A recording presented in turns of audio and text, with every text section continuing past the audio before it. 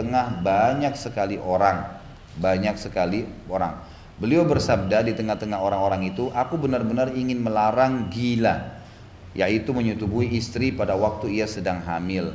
Tapi aku melihat di Romawi dan Persia orang-orang melakukan gila dan hal itu tidak ya gila ya ini pakai ini apa namanya pakai ghain ya. Jadi bukan kayak kita di Indonesia gila bukan ya. Hal ini tidak membahayakan anak mereka sama sekali. Kemudian mereka bertanya kepada beliau tentang azal, menumpahkan sperma di luar rahim. Maka Rasulullah SAW bersabda itu adalah pembunuhan yang terselubung. Riwayat Muslim. Ini hadisnya secara global. Kita belum masuk di makna dan hukum-hukum. Jangan buru-buru. Yang pertama, di dalam hadis ini disebutkan Nabi SAW ya, melarang kesannya, melarang berhubungan dengan istri yang sedang hamil. Tetapi ini kalau dibaca potongan awal hadis. Potongan lanjutan hadis tadi sudah jelas. Lalu saya temukan di wanita-wanita Persia dan Romawi, mereka digauli pada saat hamil dan tidak berbahaya buat mereka. Maksudnya dibolehkan.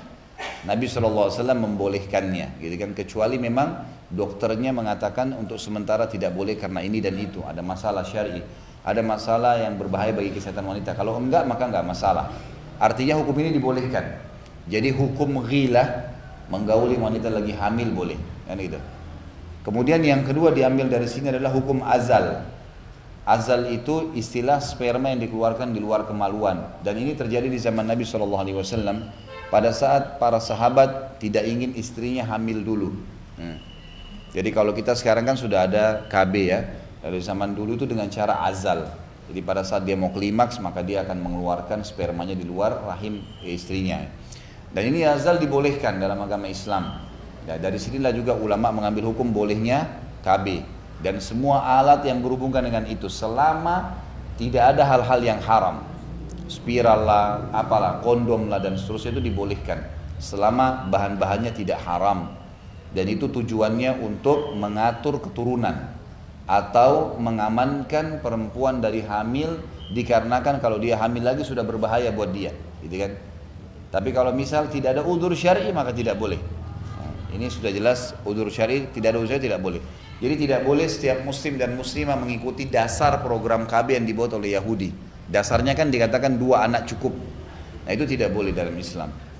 Itu kata para ulama disepakati tidak boleh mengikuti program itu. Khusus untuk programnya, bukan alatnya. Programnya tidak dibolehkan. Karena Nabi SAW justru menyuruh kita punya keturunan. Kata Nabi SAW, nikahlah dengan wanita yang penyayang dan subur karena aku bangga dengan jumlah umatku yang banyak pada hari kiamat, gitu kan? Jadi paling tidak kalau misal ibu punya 4 anak, 3 anak, 5 anak, ya 6 anak, ini kan berarti ada 6 orang muslim, kan gitu? 6 orang kader muslim, itu luar biasa. Sampai sekarang Israel itu mengharamkan, melarang masyarakat Yahudi untuk KB. Mereka yang buat awalnya program itu mereka yang larang, nggak boleh, kan gitu. Jadi kalau ada Yahudi yang siap mau punya anak banyak dikasih langsung per kepala dikasih uang. Kemarin ada orang salah satu travel umroh yang memang selalu ke Israel, selalu ke Palestina dan insya Allah bulan November dia minta saya bimbing travelnya. Dia rupanya sudah dari tahun 1998 atau 99 ngurus itu gitu. Dan memang dia sudah sering bolak-balik gitu kan. Maka dia ajak saya bimbing kali ini dan saya pertama kali terus sempat ngobrol datang ke restoran saya di Condet kemudian ngobrol-ngobrol. Dijelasin sama dia banyak hal, termasuk informasi tentang adanya program KB yang tidak dipakai sama sekali di Israel. Itu pun populasi mereka sekarang masih 650.000 orang. Kenapa Israel masih takut untuk menghabisi masyarakat Palestina? Ternyata ada hubungannya dengan masalah populasi ini. Jadi di Palestina juga tidak ada orang yang KB. Dan ternyata perbandingannya jauh sekali, 1:5, gitu kan. Jadi kalau ada 1 anak Yahudi lahir, itu ada di Palestina lahir 5 anak Muslim. Jadi sekarang itu masyarakat Palestina 2,5 juta, gitu kan. Israel itu orang Yahudi 650.000. Jadi mereka itu takut kalau gerilya, 1 lawan 1 tuh nggak berani. Makanya sampai sekarang kalau ada orang Yahudi yang ditusuk misalnya 1 orang, maka pasukan Israel tuh datang nyari siapa yang membunuh itu saja. Dia nggak berani langsung mengganggu semuanya. Kalau ada yang sering datang kadang-kadang dia bombardir itu memang karena dibom juga, kesannya begitu. Jadi mereka pun hati-hati sekali, mereka takut.